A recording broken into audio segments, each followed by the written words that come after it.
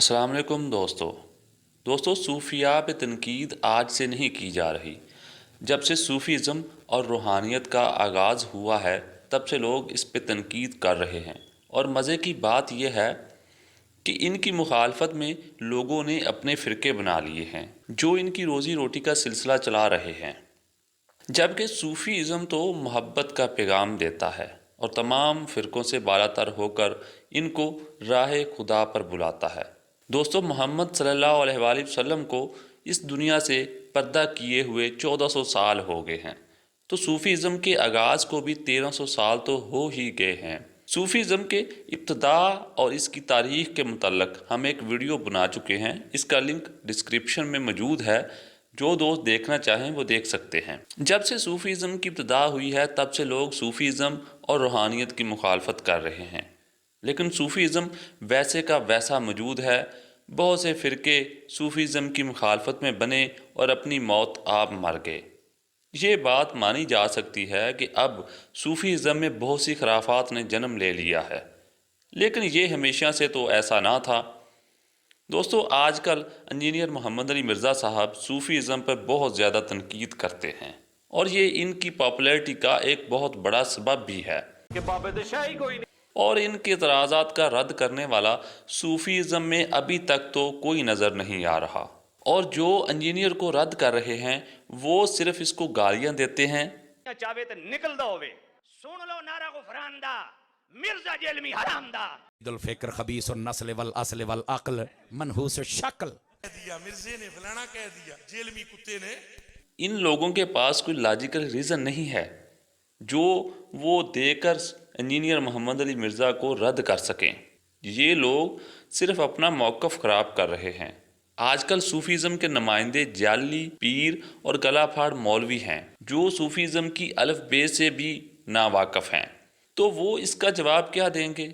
Sufism रूहानियत है जो कल्बी सुकून की तरफ लोगों को बुलाती है। दोस्तों, मौलवी और सूफ़ी में एक बुनियादी फ़र्क है कि सूफ़ी लोगों के दरमियान दीवारें नहीं खड़ी करता, वो तो पुल बनाता है, जोड़ता है लोगों को।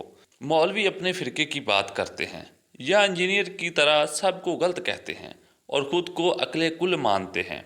मौलवी का और इंजीनियर मोहम्मद अली मिर्ज़ा का खुदा डरावना और एक जाबर खुदा है जो आपको एक छोटी सी गलती पर भी पकड़ लेगा और जहन्नम में फेंक देगा। दोस्तों, इन लोगों का इस्लाम बहुत ज़्यादा तंग है। जो बंदा ज़रा सी खिलाफ़े शरअ बात करे तो वो जहन्नमी ठहरा, और शरअ तो इनकी अपनी बनाई हुई है। सूफ़ी का खुदा ऐसा नहीं है, वो रहीम है, रहमान है और माफ़ करने वाला है। मौलवी का खुदा एक कोड़ा पकड़े बैठा है कि ये तुमने ये गलत किया, वो गलत किया, और मौलवी खुद को खुदा के नुमाइंदे समझते हैं। जिसे चाहा दीन से निकाल बाहर किया, तो क्यों ना मैं अपने खुदा से मोहब्बत करूं और इसी मोहब्बत में इसकी इबादत करूं, ना कि इससे डरूं और जहन्नम के डर से इबादत करूं। दोस्तों, ये है बुनियादी फ़र्क मौलवी और सूफ़ी में। नाज़रीन, सूफ़ीज़्म सिर्फ करामात पे ही मबनी नहीं है। हमारे यहाँ आज राय आमा में ये बात मारूफ है कि पीर अगर करामत ना दिखा सके तो वो पीर ही नहीं है। तो हजूर करामत कुछ और है, रूहानियत और सूफ़ीज़्म कुछ और है। करामत सूफ़ी नहीं दिखाता, वो अल्लाह का हुक्म होता है तो वो बंदों पे कुछ ज़ाहिर करता है। खुदा ना चाहे तो वो कुछ भी नहीं कर सकता, और ऐसा नहीं है कि पीर हर वक्त करामात ही दिखाता रहे। मोहम्मद अली मिर्ज़ा साहब ने मौलाना जलालुद्दीन रूमी पे बहुत ज़्यादा तनकीद की है, ख़ासकर इनके मास्टर वर्क मसनवी मानवी पे, जिसमें इंजीनियर साहब फरमाते हैं कि मसनवी मानवी तो कहानियाँ हैं और वो भी झूठी है। मसनवी शरीफ है ही ज़्यादातर कहानी शरीफ है, और उन लोगों को शर्म आनी चाहिए जो कहते हैं कि फ़ारसी का कुरान है मसनवी। अंबिया की सराहतन गुस्ताखियाँ हैं इसके अंदर। तो हजूर, आपने इनकी मसनवी पढ़ी नहीं। इसमें जो चीज़ें कहानी की मानंद हैं वो सारी समझाने की गरज से हैं, एक कहावत की मानंद। तो मोहम्मद अली मिर्ज़ा के लिए शम्स तबरेज़ी की वो बात सादर आती है जो उन्होंने जलालुद्दीन रूमी के बारे में कहा था कि ये वो चीज़ है जो तुम्हारी समझ में ना आ पाएगी। तो ऐसे ही मिर्ज़ा साहब, आपकी समझ में ये बात नहीं आ सकती, आपका ट्रैक कोई और है।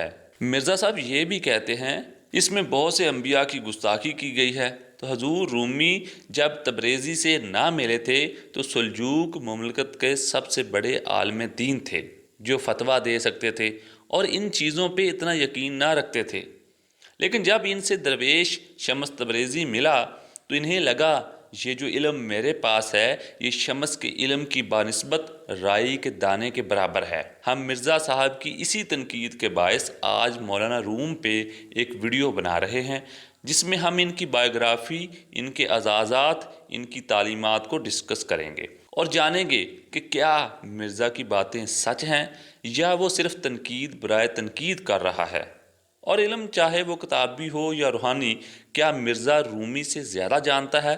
تو اس کی یہ بات کہ مولانا رومی نے انبیاء کی گستاخیاں کی ہیں، تو کیا ہے مولانا جلال الدین رومی کی تعلیمات؟ آئیں ہم جانتے ہیں یہ سب سے پہلے مولانا جلال الدین رومی کی بائیوگرافی پیش خدمت ہے۔ دوستو، مولانا جلال الدین رومی جو کہ عام طور پہ مولانا روم کے نام سے مشہور ہیں، 13ویں صدی کے مشہور فارسی شاعر، فقہ حنفیہ سے تعلق رکھنے والے ایک عظیم اسلامی اسکالر تھے۔ مولانا جلال الدین رومی افغانستان کے شہر بلخ میں 30 سپٹمبر 1207 عیسوی میں پیدا ہوئے۔ ان دنوں اس علاقے کو خراسان کہا جاتا تھا اور یہاں تاجک نسل باکثرت موجود تھی، اس لیے کچھ لوگ آپ کو تاجک نسل سے ہی قرار دیتے ہیں۔ مورخین متفق ہیں کہ آپ کے والد کی جانب سے سلسلہ نسب آپ کا حضرت سیدنا ابوبکر صدیق رضی اللہ تعالی عنہ سے جا ملتا ہے۔ آپ کا خاندان اس خطے میں خراسان کی فتح کے موقع پر آباد ہوا تھا۔ آپ کی دادی خوارزم شاہی خاندان سے تعلق رکھتی تھی۔ مولانا جلال الدین رومی کے والد شیخ بہاؤالدین ولد بہت بڑے عالم دین اور صاحب روحانیت تھے۔ علمی بلندی کے سبب انہیں سلطان العلماء کہا جاتا تھا۔ روایت ہے کہ ایک رات 300 علماء خواب میں نبی کریم صلی اللہ علیہ وآلہ وسلم کی زیارت سے مشرف ہوئے، جس میں شیخ بہاؤالدین کو سلطان العلماء کے خطاب سے نوازا گیا تھا۔ صبح ہوئی تو ہر عالم یہ خواب بتانے کے لیے بہاؤالدین کی جانب چل پڑا۔ یوں وہاں 300 علماء جمع ہو گئے، جبکہ اسی رات خود شیخ بہاؤالدین نے بھی ایسا ہی خواب دیکھا تھا، تو انہوں نے علماء کے کچھ کہنے سے قبل ہی اپنا خواب بیان کر دیا تھا۔ اس کے بعد سے سلطان العلماء کا لقب ان کے نام کا حصہ بن گیا۔ آپ اپنے علاقے میں مرجع خلائق تھے کہ لوگ علمی اور روحانی رہنمائی کے لیے ان کی طرف رجوع کرتے تھے، جس کے سبب سلطان خوارزم شاہ انہیں اپنے اقتدار کے لیے خطرہ سمجھنے لگا، حالانکہ وہ آپ کا معتقد بھی تھا۔ بعض افراد نے بھی اسے بھڑکانے میں پورا کردار ادا کیا۔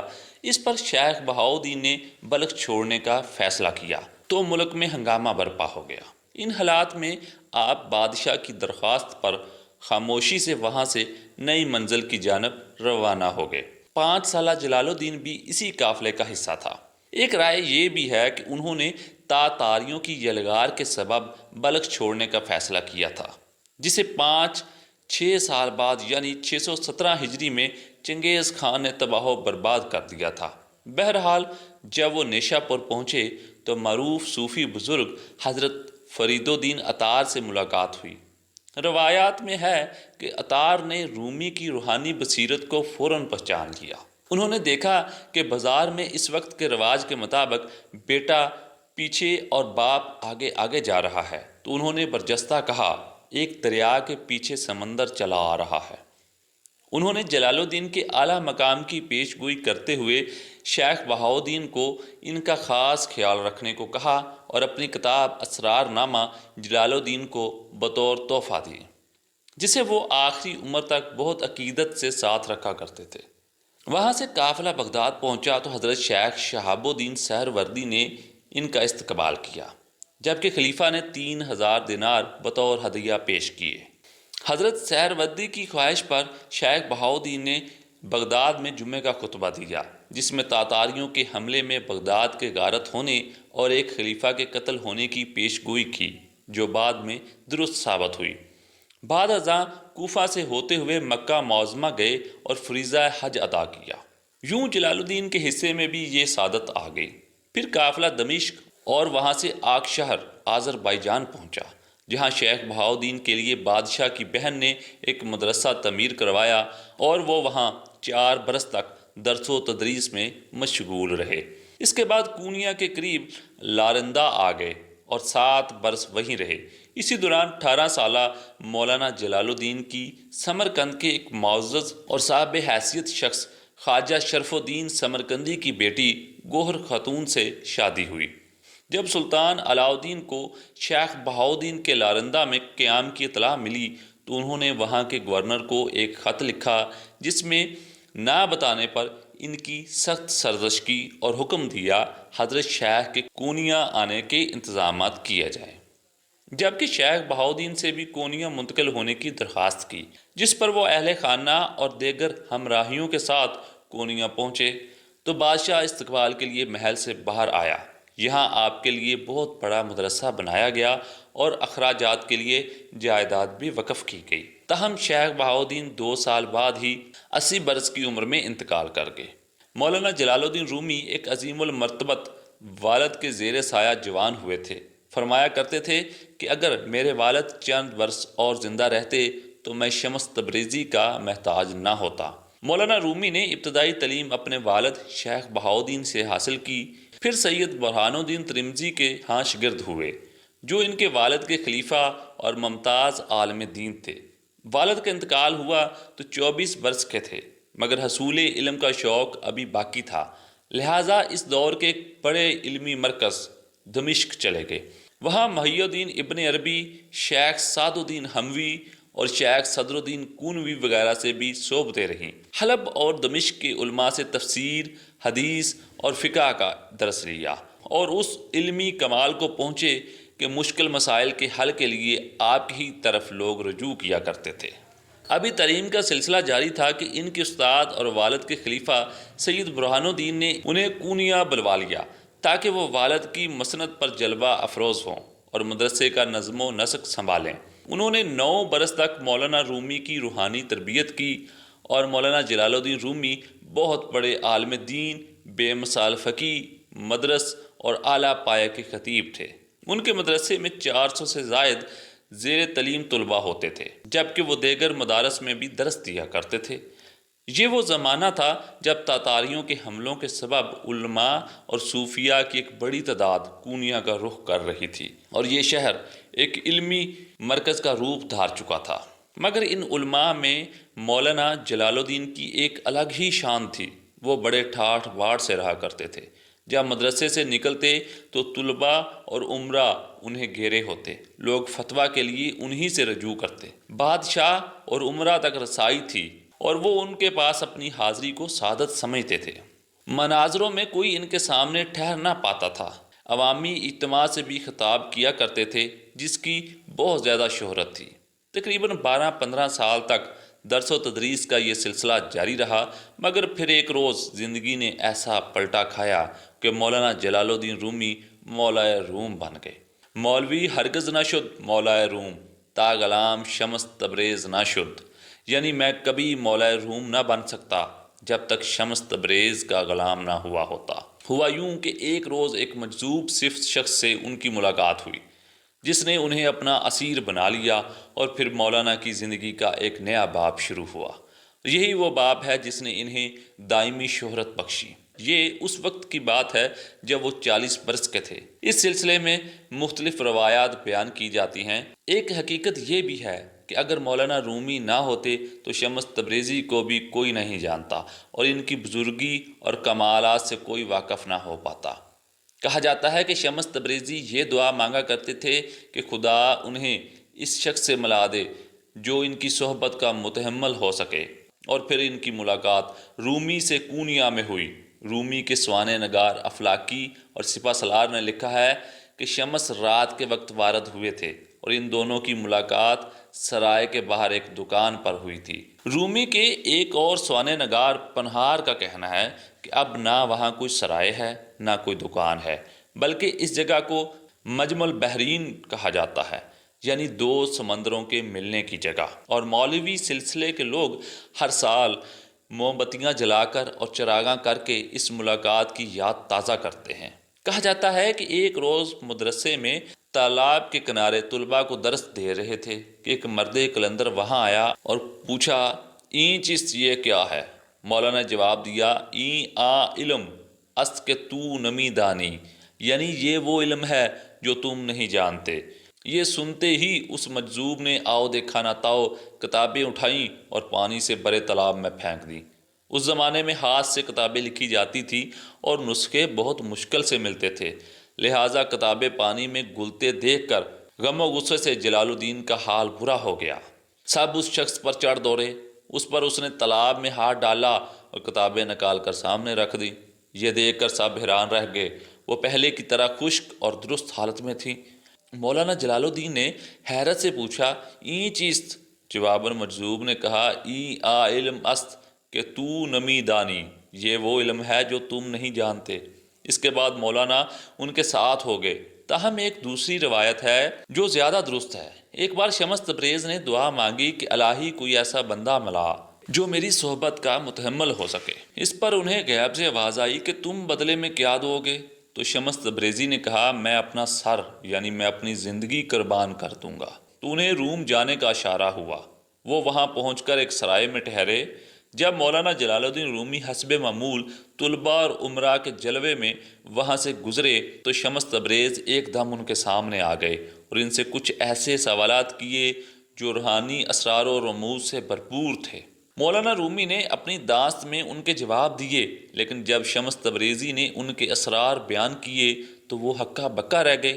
نیز شمس تبریزی کی روحانی توجہ نے انہیں کچھ ایسا گائل کیا کہ پھر انہی کے ہو کر وہ رہ گئے اور انہیں اپنے ساتھ مدرسے لے آئے۔ مختلف روایات کے مطابق وہاں 40 روز 3 ماہ یا 6 ماہ تک دونوں نے بزرگ صلاح الدین نامی شخص کے حجرے میں چیلہ کشی کی، جس کے دوران صاحب حجرہ کے علاوہ کسی کو اندر آنے کی اجازت نہ تھی۔ اب مولانا تھے اور شمس تبریزی تھے، باقی تمام مشاغل چھوٹ گئے۔ درس و تدریس کا سلسلہ منقطع ہوا، واعظ کہنا بھی چھوڑ دیا۔ یہ صورتحال طلباء کے ساتھ ساتھ ان کے ماننے والے اور عام شہریوں کے لیے بھی پریشان کن تھی۔ اس لیے وہ شمس تبریزی کے خلاف ہو گئے کہ اس دیوانے نے نہ جانے مولانا پر کیا سحر کر دیا ہے۔ جب بات بڑھی تو ایک روز شمس تبریزی چپکے سے دمشق چلے گئے۔ جب صبح مولانا رومی کو ان کے یوں غائب ہونے کا علم ہوا تو جدائی کے صدمے میں بے حال ہو گئے۔ دیوانہ وار انہیں ادھر ادھر ڈھونڈتے پھرتے، سب سے لاتعلق ہو کر خود کو گھر تک محدود کر لیا۔ اس پر لوگ مزید پریشان ہو گئے۔ ان کے خیال کے برعکس شمس تبریزی کے جانے کے بعد مولانا کی حالت بہتر ہونے کی بجائے مزید بگڑ گئی اور وہ ان سے ملاقات تک نہیں کر رہے تھے۔ اس پر انہوں نے مولانا سے معافی مانگی، جبکہ اس دوران انہیں یہ بھی معلوم ہو گیا کہ شمس تبریز دمشق چلے گئے ہیں۔ لہٰذا مولانا رومی نے اپنے بیٹے سلطان ولد کو وہاں بھیجا اور انہیں اپنے ساتھ کونیا لے آنے کا کہا۔ اب بھی مولانا جلال الدین رومی سارے کام چھوڑ چھاڑ کر شمس کے ہی آگے پیچھے رہتے، ہر وقت انہی کا دم بھرتے۔ کچھ دنوں بعد شمس تبریز کی شادی ہوگی اور مولانا نے اپنے گھر کے قریب ہی ان کی رہائش کا انتظام کر دیا۔ رومی شعر گوئی کو برا سمجھتے تھے، لیکن شمس تبریزی کی وجہ سے وہ اس کی جانب بھی مائل ہو گئے اور انہوں نے اللہ اور اس کے رسول حضرت محمد صلی اللہ علیہ وآلہ وسلم کی شان میں اشعار لکھنے کے ساتھ ساتھ شمس تبریزی کے لیے بھی ہزاروں اشعار لکھے۔ اس طرح معاملات ٹھیک چل رہے تھے۔ پھر مولانا کے چھوٹے بیٹے علاؤالدین اور شمس تبریزی کے درمیان گھر کے قریب سے گزرنے کے معاملے پر تنازع شروع ہو گیا۔ جو لوگ شمس تبریز کو ناپسند کرتے تھے انہوں نے بھی موقع سے فائدہ اٹھایا اور علاؤالدین کو خوب بھڑکایا۔ تنازع نے شدت اختیار کر لی تو شمس تبریزی ایک روز اچانک غائب ہو گئے اور پھر کبھی ان کا کوئی سراغ نہ مل سکا۔ کئی سوانے نگاروں کا خیال ہے کہ انہیں علاؤالدین نے شہید کر دیا تھا۔ تاہم اس زمن میں یہ روایت بھی نظر انداز نہیں کی جا سکتی کہ شمس تبریز کی اہلیہ چند روز بیمار رہ کر انتقال کر گئی تھی اور شمس کو ان سے بہت زیادہ محبت تھی۔ اسی سبب وہ شکستہ دل لیے کہیں چلے گئے، جبکہ روحانی حلقوں میں یہ بھی رائے ہے کہ انہیں جو کام دیا گیا تھا چونکہ وہ مکمل ہو گیا تھا، یعنی کہ مولانا کی روحانی تربیت، اس لیے وہ وہاں سے چلے گئے۔ بہرکیف شمس تبریز کے یوں غائب ہونے پر مولانا رومی کی حالت ایک بار پھر غیر ہو گئی۔ انہوں نے مرشد کی تلاش شروع کر دی۔ اس مقصد کے لیے اپنے بڑے بیٹے سلطان ولد کو دمشق بھیجا اور خود بھی 2 مرتبہ وہاں گئے۔ لوگ حیران تھے کہ ایک عالم فاضل شخص ایک دیوانے کو یوں کیوں ڈھونڈتا پھرتا ہے۔ تلاش کا یہ سلسلہ ناکام رہا اور پھر مولانا کی طبیعت میں بھی کسی حد تک ٹھہراؤ آ گیا۔ تاہم ان میں ایک تبدیلی یہ آئی کہ وہ مولانا جلال الدین جو کبھی سما کے خلاف تھے، پھر سما ہی ان کی زندگی بن گیا۔ ہر چند کے اسلام میں اس کے جائز یا ناجائز ہونے پر ابھی تک بحث جاری ہے، لیکن رومی کے بعد سما کا چلن بہت عام ہو گیا۔ ایک روایت کے مطابق وہ اس سے واقف تھے، لیکن ایک دن وہ عالم مہویت میں صلاح الدین زرکوب کی درکان سے گزرے جہاں سونے چاندی کے ورق کوٹے جا رہے تھے۔ وہ اس کی لے میں کھو گئے۔ افلاکی نے لکھا ہے، جب ہتھوڑی کی لے میں ڈوبی ہوئی آواز پر رومی وجد میں آ گئے تو شیخ صلاح الدین خود باہر نکل آئے اور رومی کے ساتھ اس وجد و رقص میں شریک ہو گئے اور اپنے شاگردوں اور کاریگروں کو اشارہ کیا کہ وہ اپنے ہاتھ نہ روکیں، خواہ اس میں کتنا ہی سونا کیوں نہ ضائع ہو جائے۔ یہ رقص کی حالت ظہر سے عصر تک قائم رہی۔ اس دوران کچھ اور لوگ بھی شامل ہو گئے۔ رومی کہتے ہیں سما زرخیز زمین کے لیے بارش کی طرح ہے، لیکن یہ ایک خطرناک چیز ہے جسے قابو میں کرنے کے لیے شیخ کا ہونا ضروری ہے۔ سما کو امام غزالی نے اگر مباح قرار دیا تھا تو رومی نے قطعیت کے ساتھ کہا تھا کہ پہلے سما کی اہلیت حاصل کرو، پھر سما اختیار کرو۔ رومی خود اشعار کہتے اور دوسروں کو بھی سنتے، جوش جذبات میں اٹھ کھڑے ہوتے اور جھومنے لگتے۔ آج کل ان کے مریدین جو مخصوص رقص کرتے ہیں وہ انہی کی پیروی کرتے ہیں۔ تاہم یہاں یہ بات واضح ہے کہ مولانا جلال الدین رومی اس حالت میں بھی باقاعدگی سے نماز ادا کرتے اور خادمین کو یہ ہدایت تھی کہ خواہ وہ کسی بھی حال میں ہوں، جب کوئی فتویٰ لینے آئے تو انہیں فوراً متوجہ کیا جائے۔ خادمین قلم دوات ساتھ رکھتے اور جو ہی کوئی فتویٰ لینے آتا مولانا اس کا جواب لکھوا دیتے۔ اس رقص یا سماع کو شرعی پابندیوں سے فرار کی بنیاد بنانا مولانا رومی کی تعلیمات اور شخصیت سے ناواقفیت کی دلیل ہے۔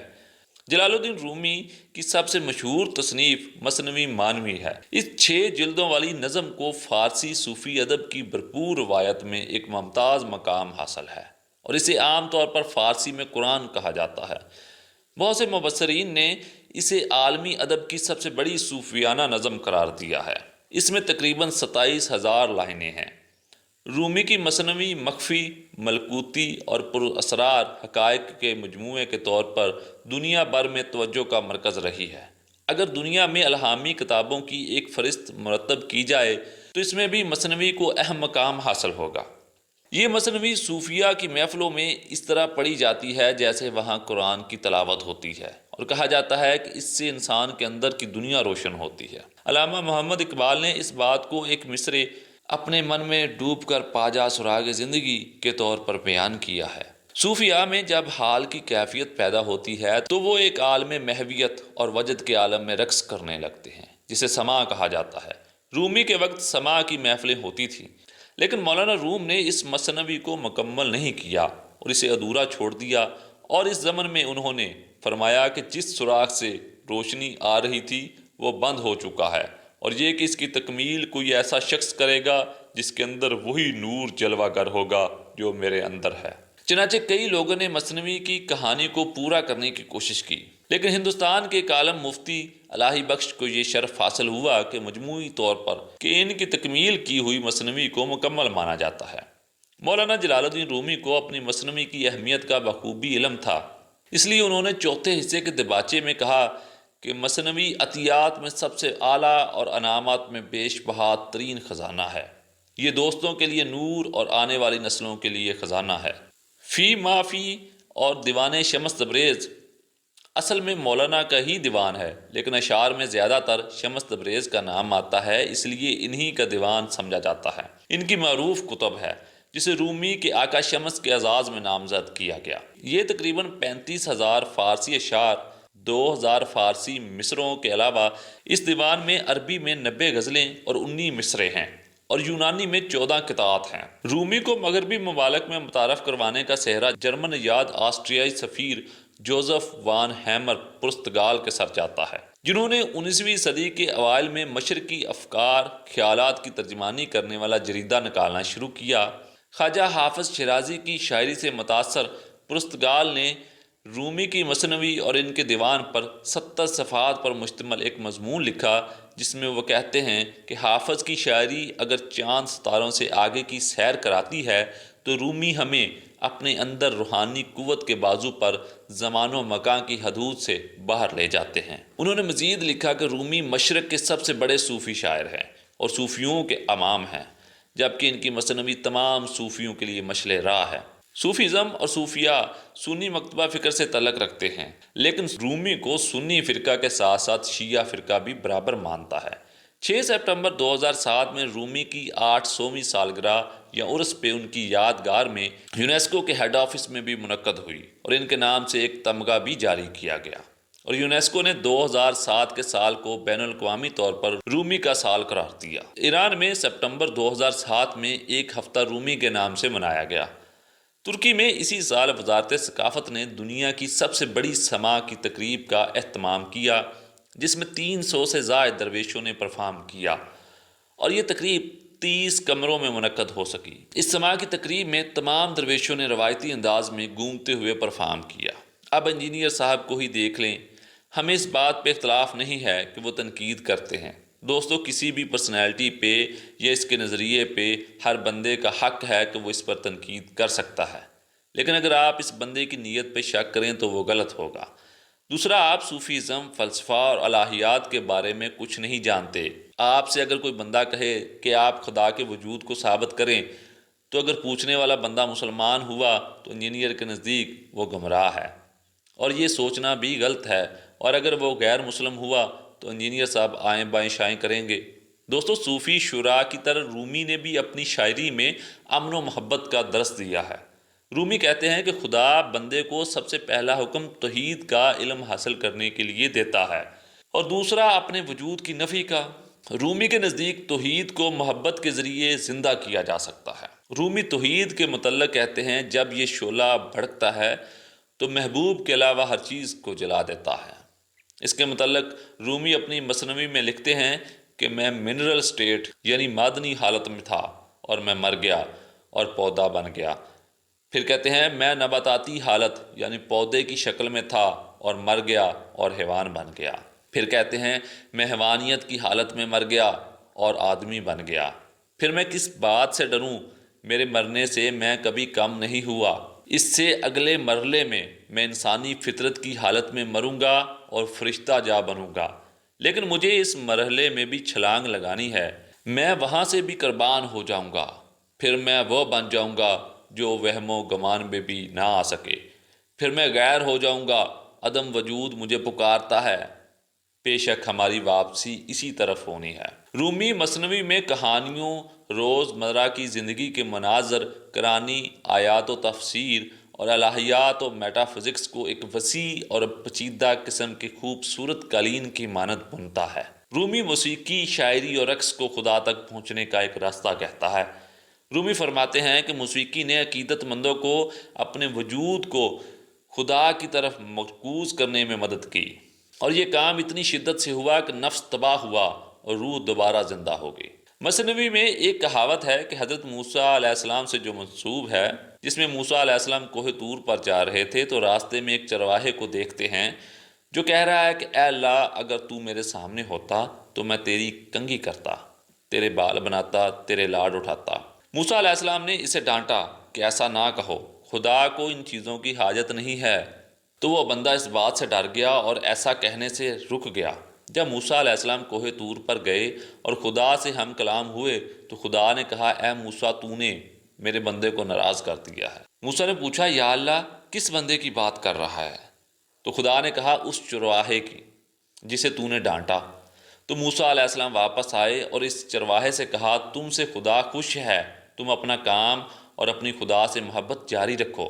اس بات پہ انجینئر صاحب نے رومی کی تنقید کی ہے اور مذاق بھی اڑایا ہے۔ جناب، یہ چاہے اسرائیلی کہاوت ہو یا رومی کی ہو کہ خدا سے محبت زیادہ اچھی چیز ہے، نہ کہ خدا کا ڈر۔ یہ فرق ہے صوفی اور مولوی میں، اور جو بندہ سادہ ہے، زیادہ علم نہیں رکھتا، تو وہ خدا سے اپنی محبت کا اظہار جیسے چاہے کر سکتا ہے۔ یہ کیا بات ہوئی کہ خدا سے محبت کے لیے پہلے آپ کو باقاعدہ علم حاصل کرنا پڑے؟ محبت ان باتوں سے ماورا ہے، اور خدا کی محبت تو ان سب باتوں سے بہت ہی زیادہ ماورا ہے۔ اور یہ تو بالکل ایک کہاوت تھی جو سمجھانے کے لیے رومی نے بیان کی تھی، جو محبت اور ڈر کے درمیان فرق کو واضح کرتی تھی، اور انجینئر صاحب اس بات کو پتہ نہیں کہاں سے کہاں لے گئے۔ رومی کے ان خیالات سے ہی درویشوں کے چکر لگانے کا رواج ایک رسم کی شکل اختیار کر گیا۔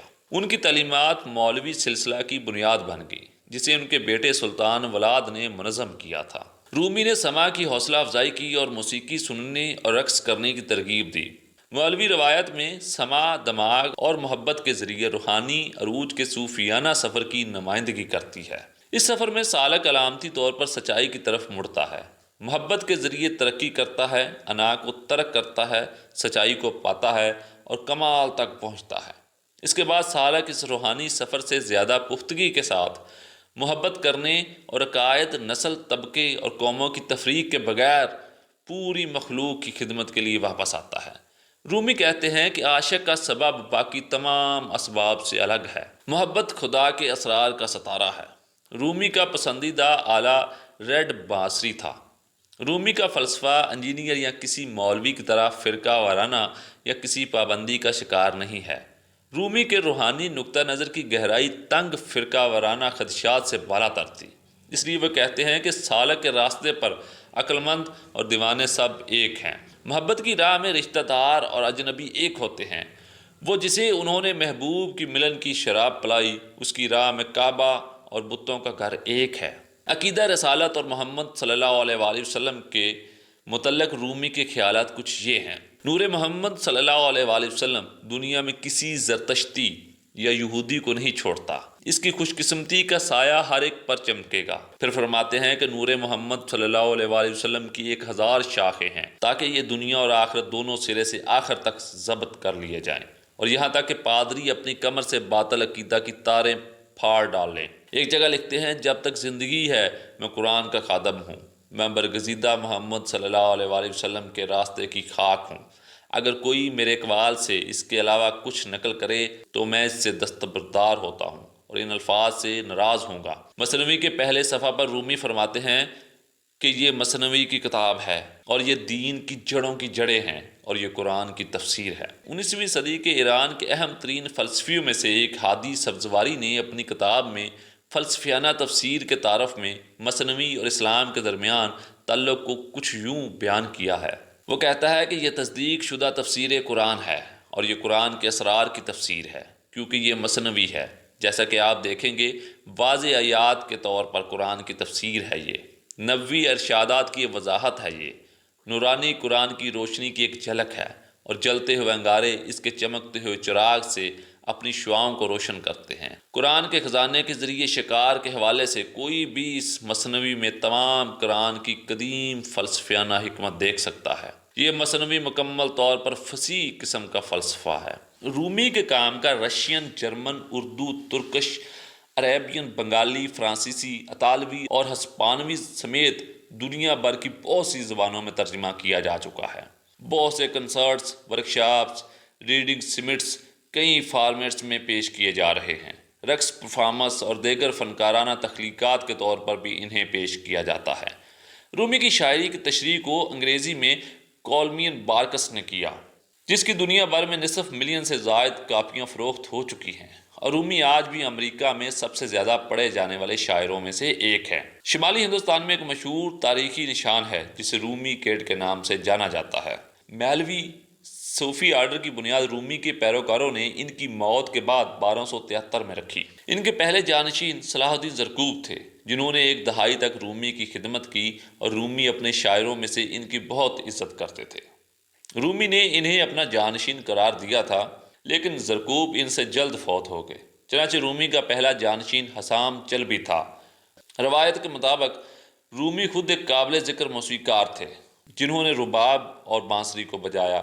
مولویہ سلطنت عثمانیہ میں ایک اچھی طرح سے قائم صوفی سلسلہ تھا، اور اس سلسلہ کے بہت سے ارکان نے خلافت کے مختلف سرکاری عہدوں پر خدمات انجام دی۔ مولوی سلسلہ کا مرکز پونیا میں ہے۔ استنبول میں گلتا کے ٹاور کے قریب مولوی خانقاہ بھی ہے، جس میں نماز ادا کی جاتی ہے اور عوام کے لیے قابل رسائی ہے۔ مولوی آرڈر تمام پس منظر کے لوگوں کو اپنی طرف دعوت دیتا ہے اور کہتا ہے کہ آؤ تم جو بھی ہو، آوارہ، بت پرست، آگ کی پوجا کرنے والے، آؤ 1000 بار منت توڑ کر بھی آؤ اور پھر سے آؤ۔ ہمارا کارواں تمہیں مایوس نہیں کرے گا۔ دوستو، جدید سیکولر جمہوریہ ترکی کی بنیاد کے ساتھ مصطفیٰ کمال اتاترک نے عوامی پالیسی کے دائرے سے مذہب کو ہٹا دیا اور اس سے صرف ذاتی اخلاقی رویے اور ایمان تک محدود کر دیا۔ 13 دسمبر 1925 کو ایک قانون منظور کیا گیا جس میں تمام مزاروں، درگاہوں اور عبادت گاہوں کو بند کر دیا گیا جن میں زیارت کی جاتی تھی۔ اکیلے استنبول میں 250 سے زیادہ مزاروں کے ساتھ ساتھ مختلف برادریوں کے اجتماعات کے لیے چھوٹے مراکز تھے۔ اس قانون نے صوفی سلسلوں کو تحلیل کر دیا، صوفیانہ ناموں، القابات اور ان کے القاب سے متعلق ملبوسات کے استعمال پر پابندی عائد کر دی گئی۔ تمام لوگوں کے اثاثے ضبط کر لیے گئے، ان کی تقریبات اور مجالس پر پابندی لگا دی گئی۔ قانون نے ان لوگوں کے لیے سزائیں بھی بنائی جن لوگوں نے دوبارہ سے صوفی سلسلہ کو قائم کرنے کی کوشش کی۔ 2 سال بعد 1927 میں کونیا میں مولانا کے مزار کو ایک میوزیم کے طور پر دوبارہ کھولنے کی اجازت دی گئی۔ 1950 کی دہائی میں ترک حکومت نے گھومنے والے درویشوں کو کونیا میں سال میں ایک بار پرفارم کرنے کی اجازت دینا شروع کی۔ 1974 میں گھومنے والے درویشوں کو پہلی بار مغرب کا سفر کرنے کی اجازت دی گئی۔ 2005 میں یونیسکو نے ترکی کی اس سماع کی تقریب کو انسانیت کی زبان اور غیر محسوس ورثے کے شاہکاروں میں سے ایک قرار دیا گیا۔ رومی اور ان کا مقبرہ 1981 سے 1994 کے 5000 کے ترک لیرہ کے بینک نوٹوں پر بھی دکھایا گیا۔ انجینئر صاحب، کہاں آپ اور کہاں جلال الدین رومی؟ کہاں وہ شخص جو بین المذاہب میں امن کا پیغام دیتا ہے، جسے تمام مذاہب کے لوگ مانتے ہیں؟ وہ امن کا درس دیتے ہیں۔ رومی وہ ہیں جن کا نام یونیسکو نے پورے ایک سال کے طور پر منایا۔ رومی تو وہ ہیں جن کو دنیا میں بہت زیادہ پڑھا جاتا ہے، اور انجینئر وہ ہیں جو ہماری سوسائٹی میں جہاں پہلے ہی نفرت کی کمی نہیں ہے وہاں اور پھیلا رہے، جہاں پہلے ہی پابندیوں کی کمی نہیں وہاں انجینئر صاحب اور لگا رہے ہیں۔ بھائی، آپ تنقید کرو لیکن ان کے بنیادی فلسفے کو غلط نہ کہو۔